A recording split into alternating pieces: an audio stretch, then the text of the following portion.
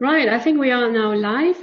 Good afternoon or good morning, everyone, depending on where you are joining us from today. My name is Alix Jagano. I'm the Head of External Affairs at the GSMA, and I'll be moderating this event for you today. We are just 2 weeks after the UN General Assembly, which obviously took place virtually this year, and a lot of discussion focused on the impact of the COVID pandemic, the role of businesses, the role of governments to build back better. There is increasing attention on connectivity and digital inclusion. So we'll be talking about all those issues. We've got a great lineup of speakers. Before we kick off, I will just give you a few housekeeping rules. Of course, this event is recorded, so you should be aware that we'll be using some sound bites from the discussions on social media. We're going to have a panel discussion in the second half of the event. Hopefully, if we have time, we'll try to accommodate some Q&A from the audience. And before we kick off, I'd like to invite Granryd, the Director General of the GSMA, just to give us a few welcoming remarks. So Matt, over to you. Thank you, Alex, and hello, everyone. It is my extreme pleasure, and I'm so delighted to welcome you to this presentation of the 5th Mobile Industry Impact Report on the SDGs. So we're very proud that we have survived the 5 years, you can say. As you might know, 2016 was the first year we, as an industry, committed to the 17 SDGs. I believe we were the first industry to do that. And each year since, we are measuring the progress, we highlight successes, and we identify areas that require more effort from our side. This year is an important year. 5 years have passed, and we are now entering into the decade of action, you can say. And while it is true that as a society we're currently not on track to achieve the SDGs, I would argue that the mobile industry has made inroads on every SDG, all 17 SDGs. When we started to measure the SDGs, we came to roughly 33% of completion. If 100% is maximum what the mobile industry can contribute, we were at 33%. 5 years down the line, and in this 2019 edition, we are now at 48%. So it's a proper 15% gain. So we are sort of halfway there or so. So why is that? Why have we done inroads in all of these? Well, mobile technology has certainly the reach. Globally, the mobile industry has now 5.2 billion mobile subscribers, and so roughly 2/3 of everyone on this planet do have a mobile phone, and we contribute roughly $4.1 trillion to the global GDP, which is, if we would be a country, would be the 4th largest country on the planet. And mobile technology is also resilient. And never more than in 2020, when mobile networks in every country were really stress tested during the lockdown. And they withstood the massive surge of data usage. We used so much more data, up to at least a double amount of data than what we normally. And this is thanks to the investments by mobile operators in infrastructure in recent years. And I do think that Joakim will talk more about that from a Vodafone perspective. Now, this year we have seen mobile infrastructure can be the first building block of recovery and continuity, and at the center of how we address our biggest global challenges. And the industry reach and resilience is reflected in SDG number 9, industry innovation and infrastructure, which is where the mobile industry continues to achieve its highest impact. But COVID-19 has also highlighted the disproportionate vulnerability of those who suffer the digital divide. And mobile operators all over the world have continued to innovate to drive digital inclusion, providing data for access to vital information, including health and education, regardless of geography. And we have seen that SDG number 4, quality education, is where the mobile industry has achieved most improved contribution over these last 5 years. So we can't stop to recognize progress, but only for a very short moment.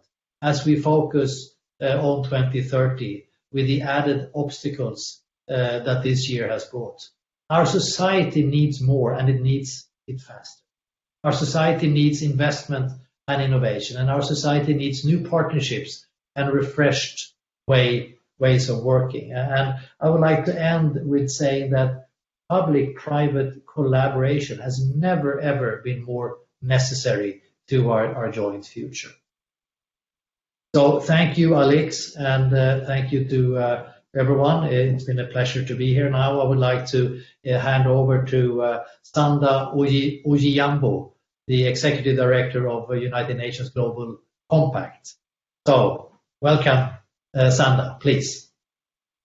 Thank you, Matt, for that kind welcome. And ladies and gentlemen, business leaders, friends, all of you who are here, it really is a great pleasure for me to join you today. And thank you to Matt and the GSMA in particular for this invitation.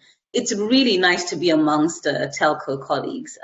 This is the industry where many years ago I began my journey looking at purpose and sustainable business. So it's great to be able to join you, Matt, and your team at this great monumental event, as you say, 5 years of documenting the work of mobile in the era of the SDGs. Now, from my own experience in the industry, I'm very aware that mobile has such an enormous role to play in advancing the 2030 Agenda for Sustainable Development. I think, Matt, you've highlighted already some of the great work that goes on. And indeed, mobile was one of the first business sectors to commit to the SDGs. And GSMA continues to remain uniquely qualified to track that impact, the impact of mobile on the SDGs. And in today's interconnected world, telco companies are truly well positioned to help societies become more inclusive and more equitable.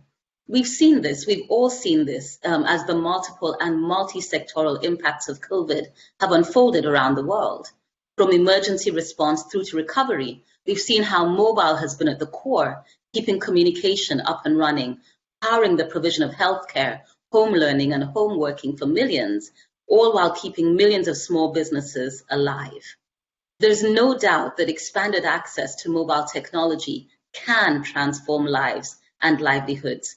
And we've seen through this report and many others, that digital solutions can drive sustainability across sectors, from agriculture to education, healthcare to energy, finance and logistics. Indeed, Matt's highlighted that one may naturally look at SDG 9 to see where the telco is most responsive. But the truth is, I think telco and its work transverses all of the SDGs.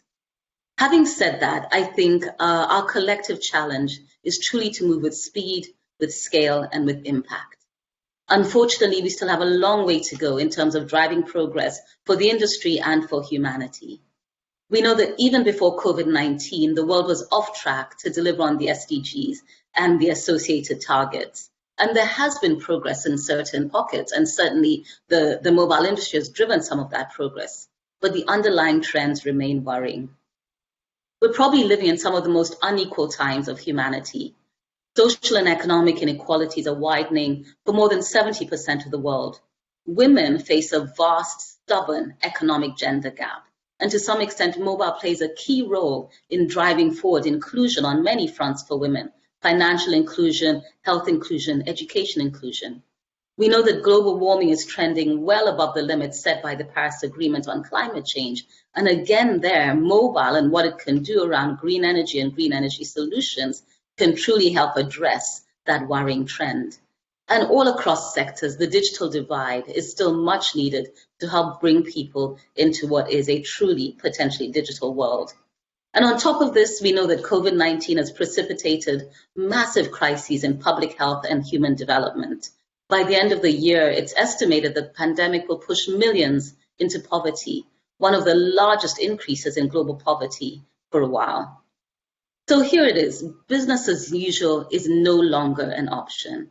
I think the business of business must truly be to engage in societal transformation, because after all, for all of you in the industry, that society is actually your customer.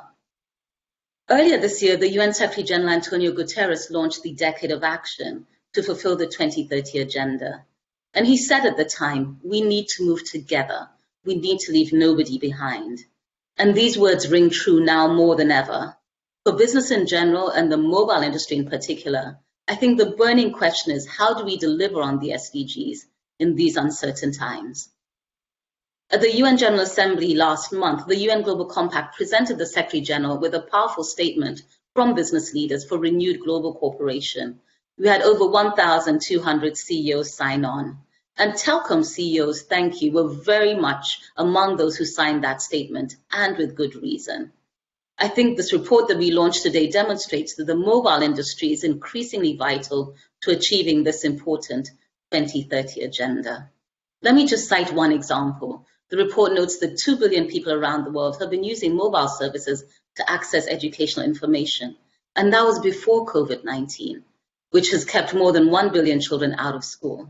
And at least 243 million of the poorest children are locked out of remote learning due to lack of internet access. There, mobile can play and continues to play a very important role. I also want to acknowledge GSMA for being a leader in the Partnership Dialogue for Connectivity, which aims to boost digital connectivity. And this is essential work because, as we know, technology keeps all sectors running, connected, and powered up. So in all of these areas, to Matt and your team, and for all of the operators here, we must not only continue working together, but we must ramp up our ambitions and our actions in the telco sector, the interconnected sectors, and beyond. Ladies and gentlemen, let's seize this historic moment and let's truly unite in the business of a better world. To Matt and GSMA, congratulations on the launch of this report, and we look forward to continue to collaborate with you. Thank you very much.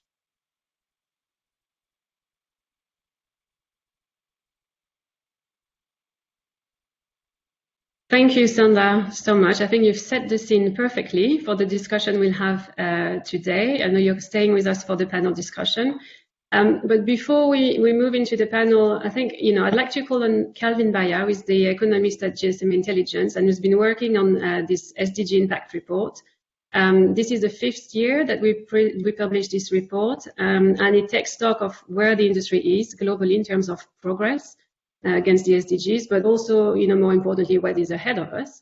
So, Kalvin, if you could share with us some of the findings and key takeaways that you've seen from this year's report to set the scene for us, and then we'll have a discussion with the panelists. Great, thank you very much, Alex. So yeah, I'm going to spend the next 10 minutes just talking through some of the key findings of this year's report. On the next slide, we'll see just some points around the report background and purpose. As Alex and Matt have said, this is the 5th report. This year has obviously been something of a milestone for the SDGs. It's been almost 5 years since they were agreed by world leaders. There are 10 years to go to achieve most of the SDG targets and goals. So we felt that this was a good opportunity to sort of look at what we've achieved and what's been done over the last 5 years. But then going forward, is the industry on track to achieve its potential impact on the SDGs? And if not, what is it that we need to do? So on the next slide, you'll see the main framework of the report. So when we're looking at the impact of the mobile industry, we think about 2 broad impact pillars. So the industry impacts the SDGs directly from connectivity, deploying networks, connecting people to mobile internet and new IoT services. And then in addition to that connectivity, it also enables a range of life-enhancing services that Sanda has already very helpfully mentioned on education, health, finance and energy. So that's the first pillar. The second one is in recognition of the fact that operators themselves are obviously very large companies with a wide footprint. It's important that they operate sustainably in all the market countries that they are active in. So these 2 things are what sort of drive the industry's contribution to the SDGs. On the next slide, we can see the sort of top line results, which Matt's already touched on. So each SDG gets a score from 0 to 100, and a higher score effectively means that the industry is having a higher impact. We've seen the industry's impact on the SDGs increase year on year. What was particularly interesting this year was that 2019 was the most impactful year so far, and we're going to touch on that shortly. There are now 5 SDGs where the industry is scoring greater than 50. 5 years ago, it wasn't doing that on any. And the greatest contributions, as have already been touched on, are to SDG 9 on industry and infrastructure, innovation, and SDG 4 on education. So just unpicking some of these findings a little bit more. So on the next slide, you can see some of the key numbers around coverage and connectivity. So 93% of the world now lives within a 3G or 4G mobile broadband network. Over 5 billion people using mobile, almost half of the world's population using mobile internet. Of those people that are using mobile internet, over 1 billion have been connected just in the last 5 years since 2015. And in addition to that, we've talked about resilience, and there's also a trend around network quality. So last year, 4G became the dominant technology for mobile users worldwide. So this sort of captures one of the part of the first pillar. Some of you may be familiar with this. What perhaps people might be less familiar with are some of the findings on the next slide. And this is particularly interesting because it's what's really driven the acceleration that we've seen in 2019. So if we think about what people do on their phones, the most popular activities are probably unsurprising: visiting social networking sites, reading the news. It will also involve things like watching online video. Those things are still quite important. They may sort of be seen as leisure activities, but we know from research and evidence that people use social networking for education purposes, for business reasons. Reading the news obviously can help enhance political awareness and participation. So those things themselves are still very important. But what we've seen in 2019 is an acceleration of some of the other services that you can see highlighted. So mobile financial services, using mobile for education, where there are now more than 2 billion users, and then other things like using it for to improve and monitor health and access government services. So it's really the usage of these mobile-enabled services that has really been something different. That although we've seen it increase year on year, it really seemed to increase more last year than before. On the next slide, we can see, obviously this is great in terms of improved connectivity. Does this translate into actual impacts or outcomes from a sustainable development perspective? The answer is yes. In the report, we highlight some of these. In the last 5 years, the increase in mobile adoption has increased global GDP by $360 billion, which is around 4% of growth. It's supported either directly or indirectly an extra 5 million jobs. We recently published a study with the World Bank showing how mobile broadband lifted more than 2 million people out of extreme poverty in Nigeria, which is consistent with other studies that have shown the poverty reduction effects of mobile technology. If we're talking about the environmental aspects of sustainable development, mobile technology drives a reduction in greenhouse gas emissions that's 10 times greater than the carbon footprint of the industry itself. So obviously it's good that we're seeing more people connected and using services, but what's important is that this is having an impact, as you can see here. And people, individuals personally believe from our survey evidence that they believe that mobile is improving their lives on a daily basis. So that's sort of what we've seen over the last 5 years. On the next slide, you'll see some of the insights we have looking ahead. So we felt this was a good time, now that we had 5 years worth of information, to say what do we expect in sort of a status quo to happen over the next 10 years. Obviously, we do expect the industry's impact to increase. It'll probably still remain particularly impactful on SDGs 9 and 4 as well as 3. But what's notable here is that across none of the SDGs is the industry going to achieve a score, a potential impact score of 100% or a figure close to it. So this highlights that despite the continued expected progress, more needs to be done by the industry and its stakeholders. So the decade of action that Sanda discussed earlier is obviously something that the industry has to play a central role in. On the next slide, we can see just some points around the implications of COVID. So the report itself was looking at data and information up to 2019. Obviously, since then, in addition to the health crisis, COVID has unleashed an economic and human development crisis. So I suspect a lot of you are familiar with these figures. The UN is expecting the first global increase in poverty as a result of COVID-19. There will be a contraction in economic output, and we've already discussed some of the impacts on education. While the pandemic has highlighted the dependency on digital technology is never greater before, it's also very much reinforced the impacts of the digital divide. Those who aren't connected tend to be those on lower income areas, less educated, who have been less able to mitigate the disruptions on their lives that the pandemic has had. So what's important, given the current context, is not just to accelerate progress on the 2030 agenda, important that is, it's important that we protect the gains that we have made in the last 5 years and ensure that they are not lost going forward. So with that in mind, on the next slide, the last bit of analysis that we did was we know we have this scoring framework where we know what the industry's impact is. We know where we want to get to, which is a score close to 100. So we said, right, what are the key sort of gaps, or what are the key areas? So on coverage, obviously it's extremely important to expand mobile broadband coverage to the 600 million people that don't have it. But if we're looking at sort of what the industry and its partners need to do to accelerate impact, it's very much, it's particularly around the usage of services that we've seen on education, health, financial services that we want to carry on accelerating. And it's also just as important to carry on expanding mobile and mobile internet access, new services such as IoT, and ensuring that operators continue to develop their sustainable business practices. So we can highlight some of those. On the next slide, in the report, in order to address these gaps, we highlight some general and specific calls to action. So we've talked about the various impact pillars on coverage, adoption, mobile usage. Obviously, going forward, it's very important to tackle these, and as we enter a 5G world, it's important to build trust and transparency. On the last slide, I've highlighted some particular sort of recommendations or calls to action, both for the industry and its partners. These are by no means exhaustive. Maybe they might help those sort of kickstart some of the panel discussion.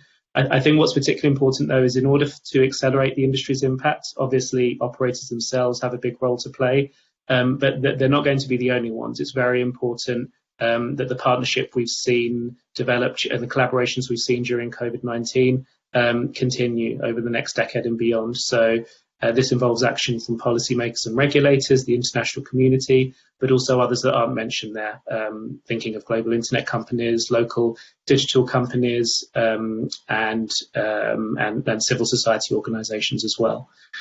So I'm going to stop there. If you have any questions on the report, apart from the Q&A, please feel free to reach out to us directly, and we will be happy to discuss the findings with you further.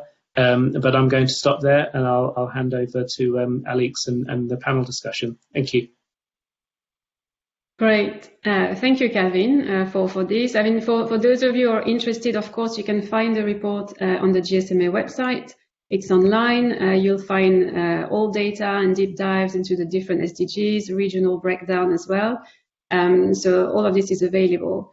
So I would now like to invite the panelists to join me on the virtual stage, if they could switch on their videos on. We've got a great lineup today. Sanda Ojiambo is staying with us, the CEO and Executive Director of UN Global Compact.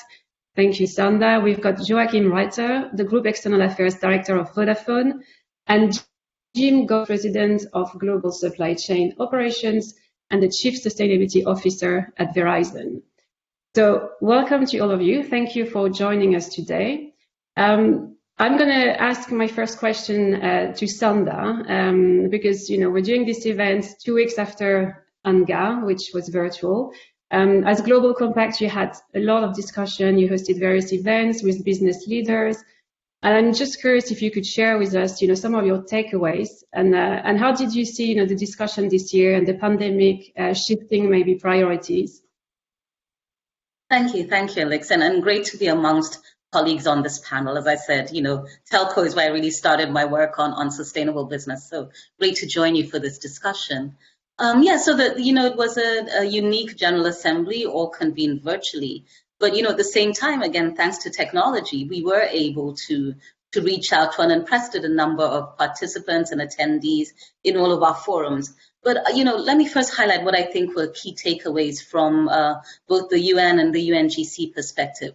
Certainly for the UN, and our theme at UN at 75 was an increased call around international cooperation and multilateralism. I think a full acknowledgement of the fact that, heightened also by COVID, We've seen a lot of nationalism, breaking down of borders, of trade, of the exchange of a lot of information, services, and people that are critical to the interconnected world in which we live.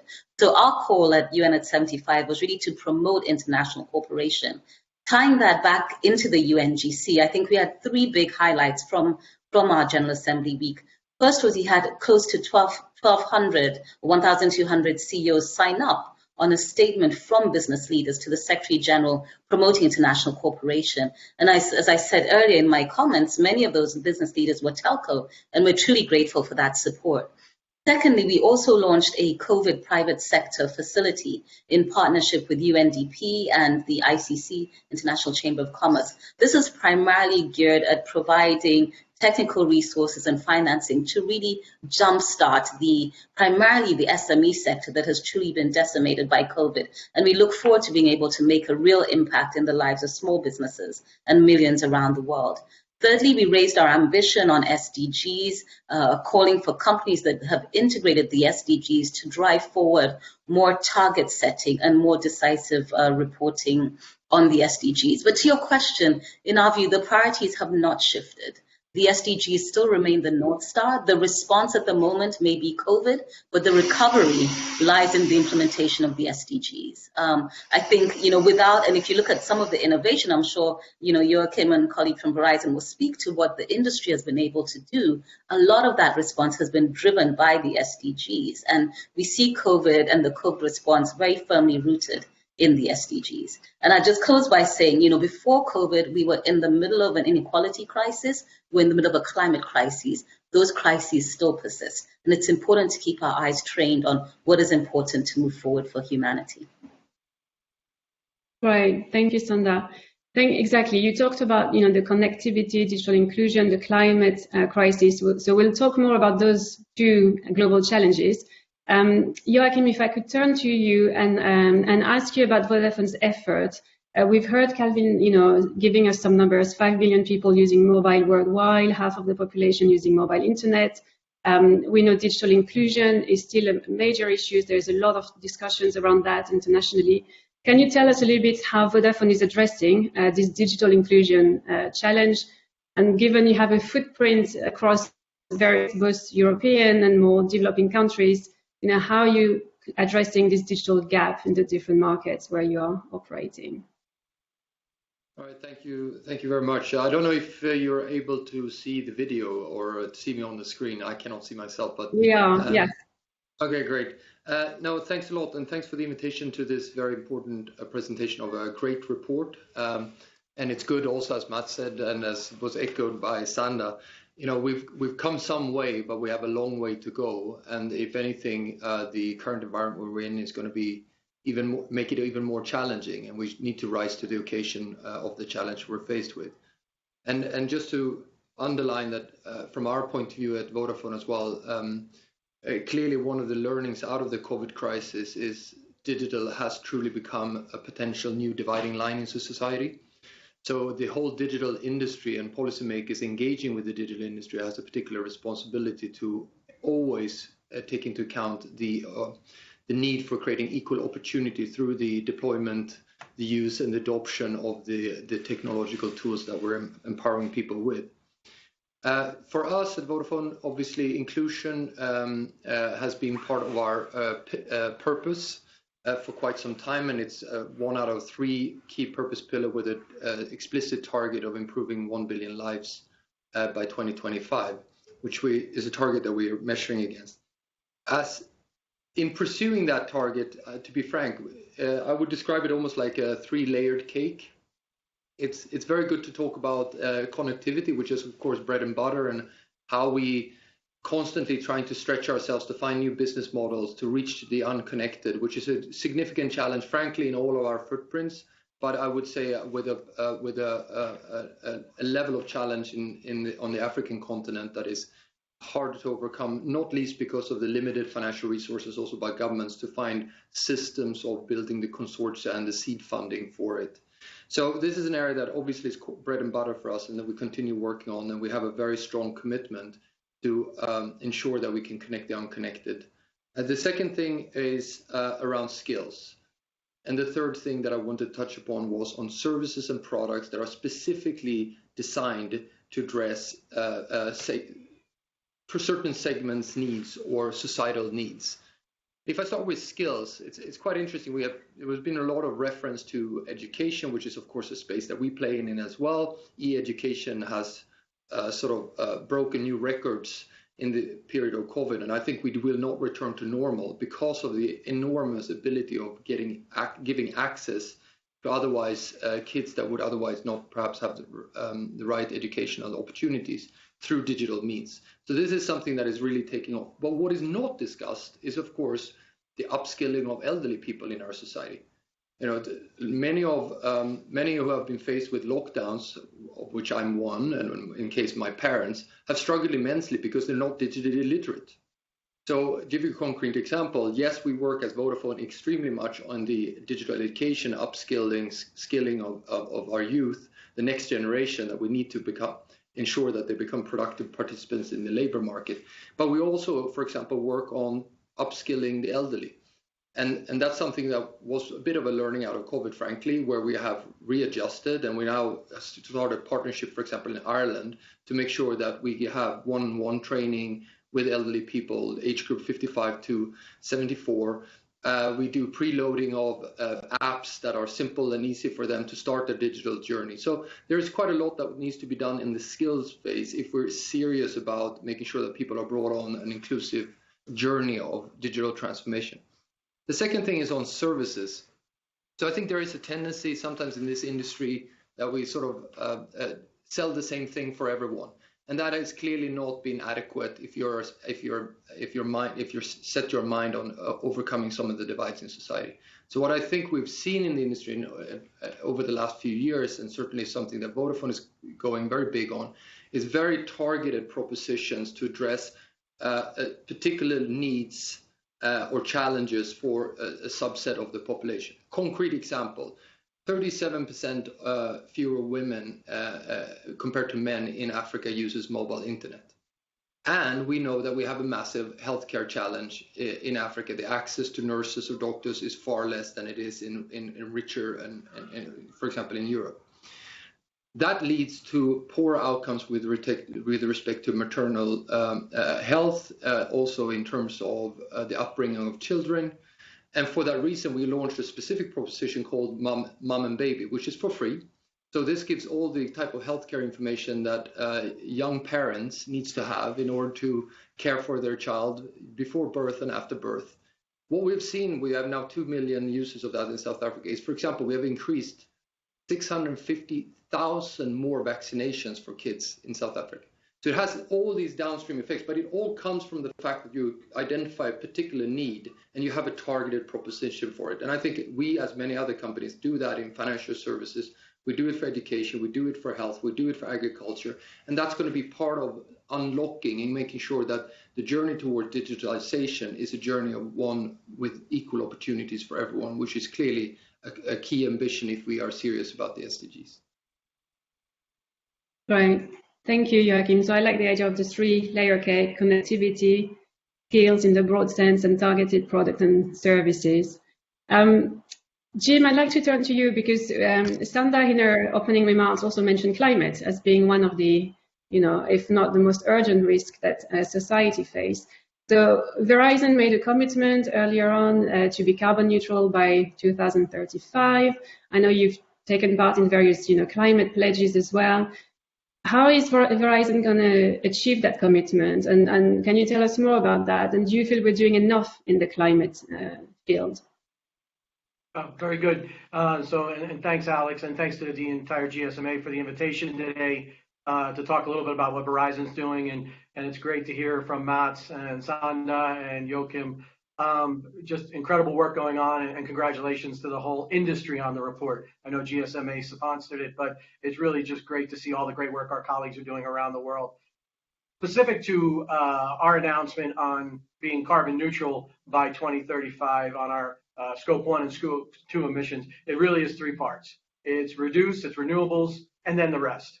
And that rest is really what the technology is going to bring us to. So those first two parts, we are really locked in on.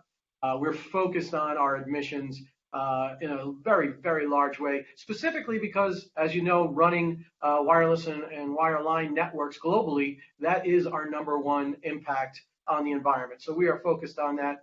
But 2035, it's not just going to be we wake up and we're there. We're setting interim goals. We're focused on that. We have 2 major ones that impact that, which is we're going to be deploying over 24 megawatts of on-site, on Verizon premise, solar and wind technologies. So that's going to be where we work, where we live. It's going to be right there. Additionally, we've made a commitment by 2025 to have over 50% of our overall energy use from renewable sources. And that is such a massive undertaking when you think about the scale and the scope that we have around the world, and very specifically here in the United States. Most recently, we just announced over 840 megawatts of wind and solar that we procured in a virtual power purchase agreement, and that's where we're focused on those first 2.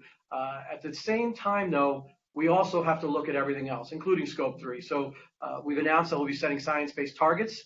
September 21, they'll be coming out. Very excited about that, because the toughest part when you're looking at how do you look at your entire science-based target, your initiative, is that Scope 3, is your supply chain, and how you get there. So we're focused on that. We're going to have those targets. We have interim steps. It's not a big bang. It's going to be starting small, growing as we go. But then we also, to your last part of your question, we can't do it alone.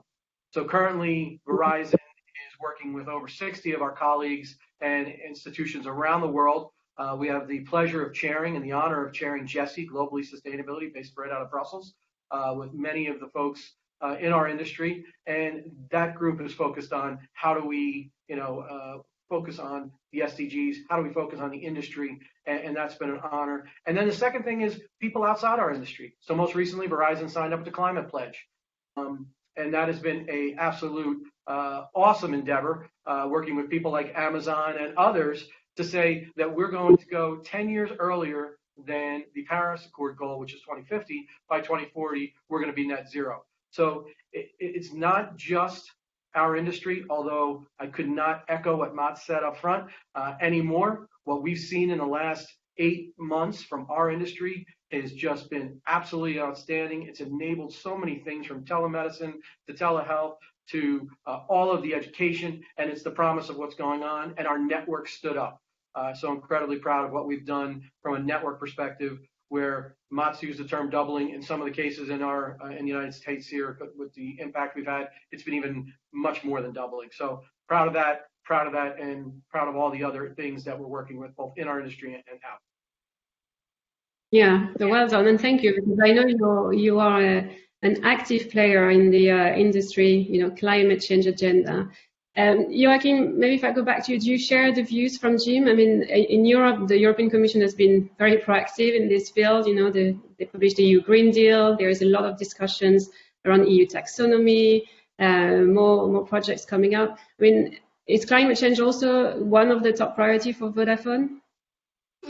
Absolutely. I mean, we have done the same journey that Jim described, and to be frank, I think this is probably, I think in the case of inclusion, this has been something that has been discussed quite a lot within the industry. In terms of planet, that's the one that has really taken off in the last 3 years. At least for Vodafone, that has been an incredible journey, and the level of commitment by staff, in terms of the momentum inside the building, which is now work from home, but still virtual building, is incredible on Planet.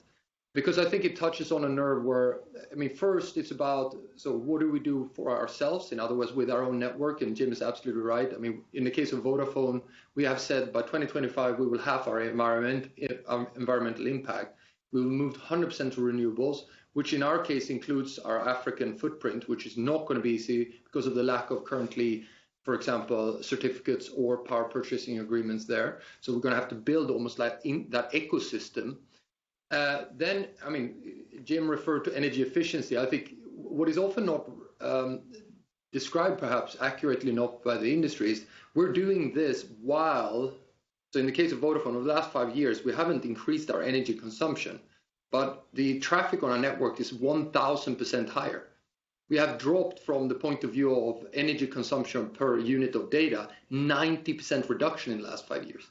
And that's not unique for Vodafone. That's true for many, many companies in this industry. So because we're basically dealing with an rapidly exponential growth of the data while the industry is taking all these steps. That means that the delta of the industry stretch here is massive, but I sense a lot of momentum for it. The area where I want to call out, over and above what Jim talked about on science-based target, which we're working on, energy efficiency and renewables, the one that I think we need to have more discussions on as part of the SDGs is leveraging digital for green transformation.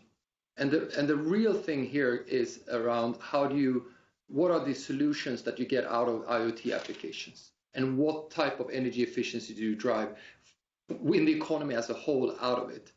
So in the case of Vodafone, obviously we have 130 million IoT connections. We are measuring in terms of our customers how they drive energy efficiency out of it. We have a number of really great examples of it.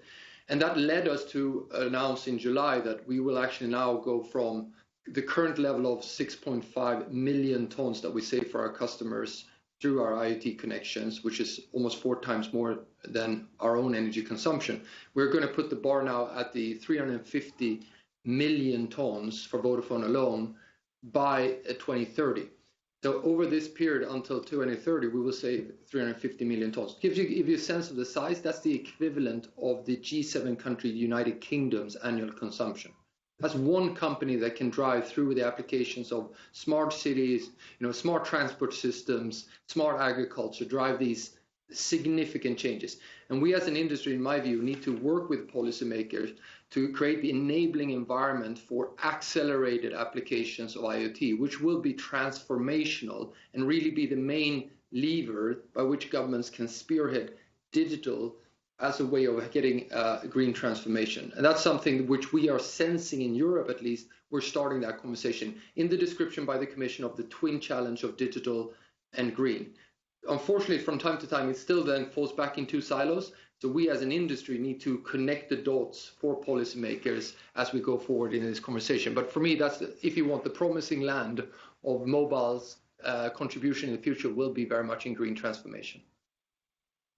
Yeah, great. And I think we'll come back to that later in the discussion to talk more about, the enabling factors to drive this transformation.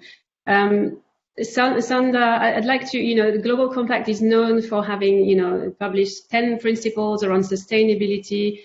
We've heard, Jim and Joakim, showing some strong signal from the industry in terms of their commitment. Do you see the mobile industry as, being a player to bridge the gap between economic growth and sustainable best practices?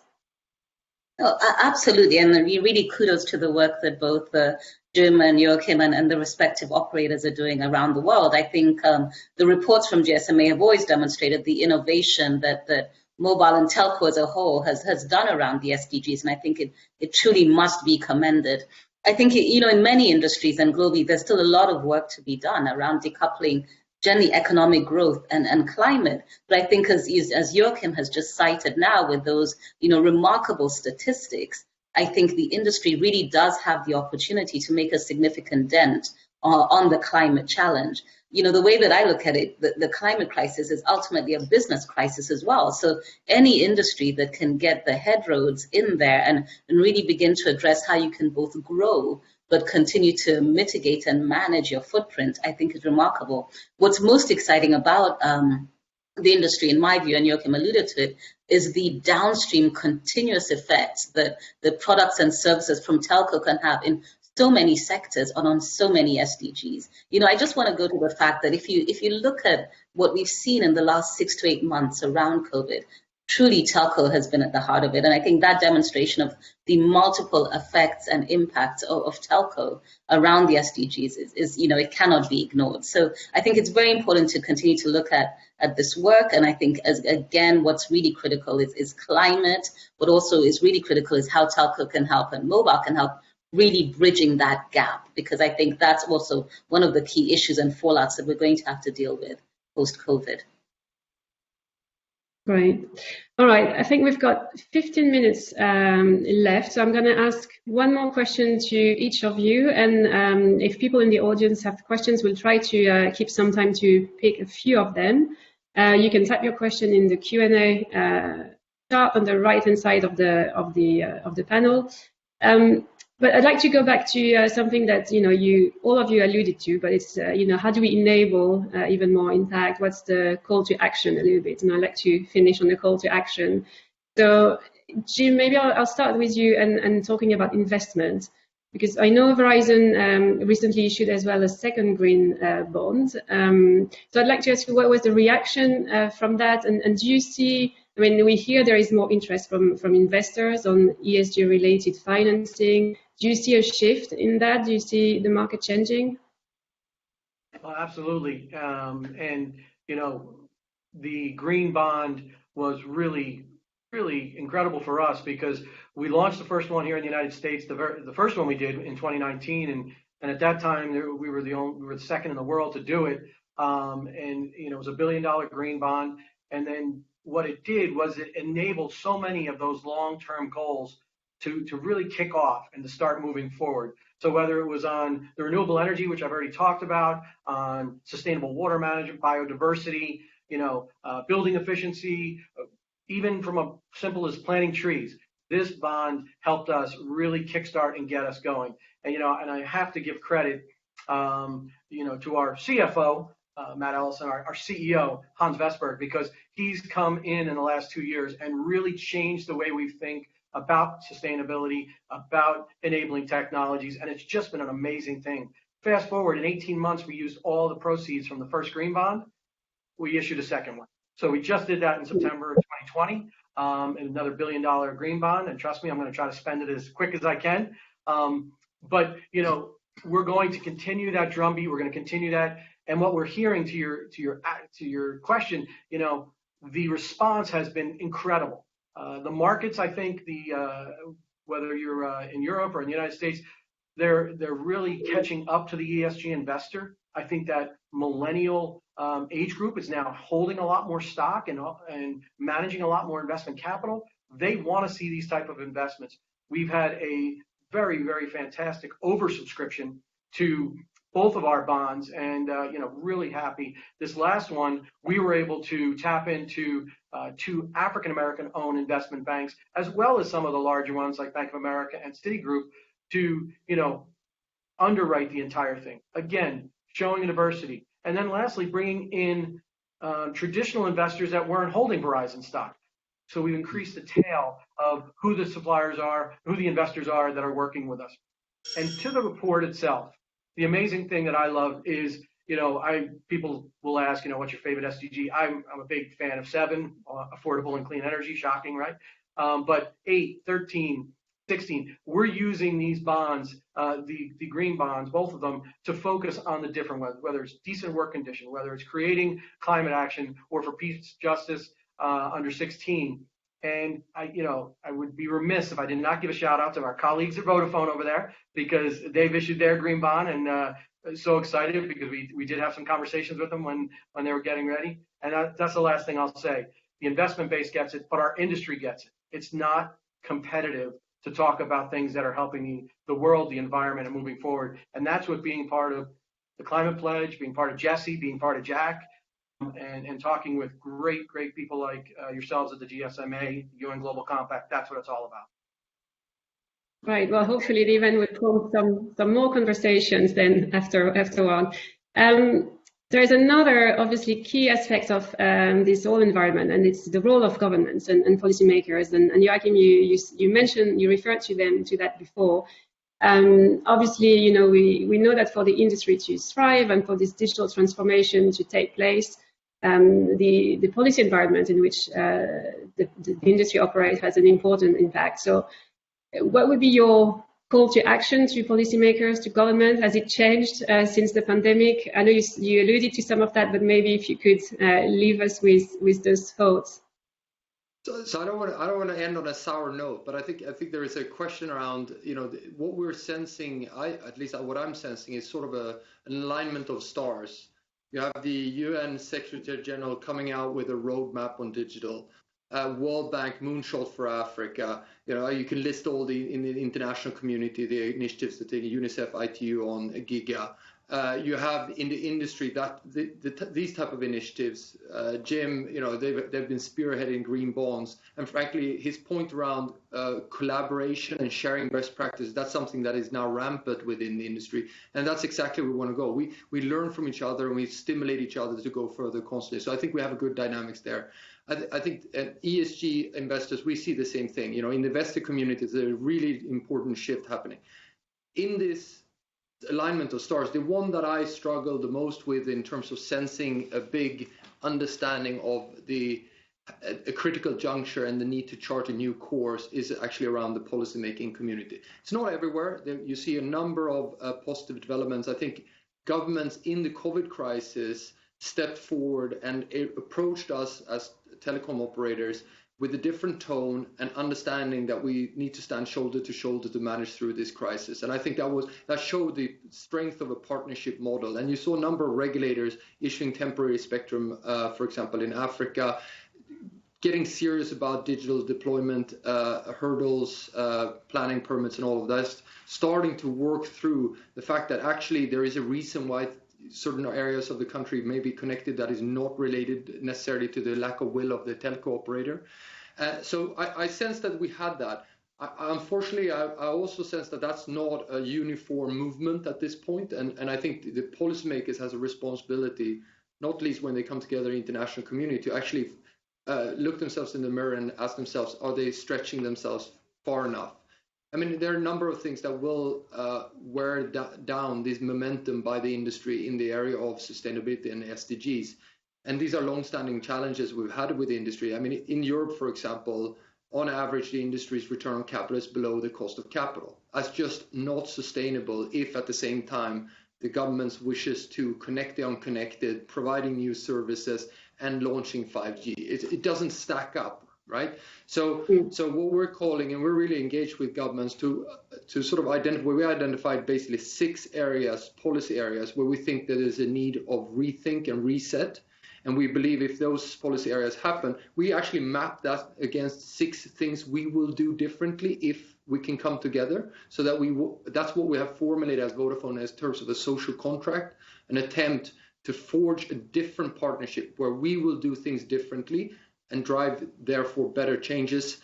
But in return, they are also going to have to do certain things differently. And so my call for action is for governments, those that perhaps where the penny hasn't fully dropped in all parts of the government, to realize that actually this is a very significant change that is happening right now. And COVID, one of the positives out of this horrific crisis is the sense of urgency on digital acceleration and utilizing to the benefit of society. And I feel the industry is behind that.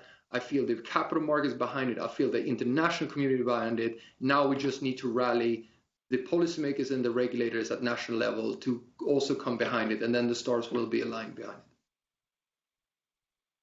Sanda, do you agree with this alignment of stars? And I wonder, as the representative from the UN, community, Global Compact, and maybe United Nations more broadly, is there a role maybe to facilitate that collaboration with the policymaker and at the national level? Because so we make sure all these discussions don't stay at the very international level, but they also translate into something tangible in the markets.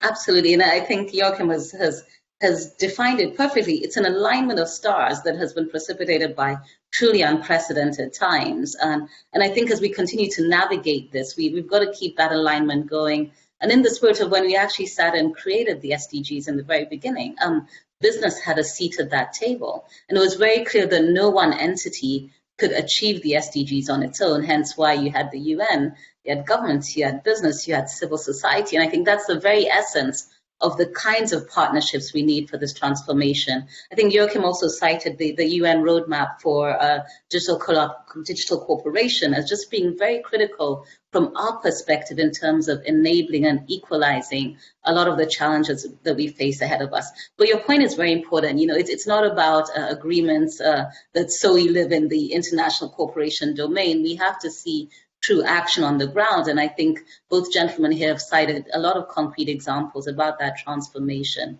I think from the UN perspective, our UN country teams are very well positioned to continue working with private sector on a lot of the cross-sectoral transformation that we're seeking to achieve. The UN Global Compact has presence in 68 countries, aiming to grow. We're always ready to continue to foster those partnerships between private sector, public sector, and because as I just go back to my beginning statement, no one entity, no one sector can solve the challenges on their own. Yeah. I think you've all, unanimously talked about collaboration, public-private collaboration. We've got 5 minutes, so I'm gonna just look at the questions that came up from the audience and see if we can maybe pick 1 or 2 of them. I mean, there was a question around the green transformation. So maybe a question, to you, Jim, around, I fully understand your green transformation and also IoT solutions topic, but could you please elaborate where do you see the use cases and skills coming from? I think it's probably a question around, telcos being very known for their connectivity contribution, but maybe less so on the, the enablement effect that Joakim talked about.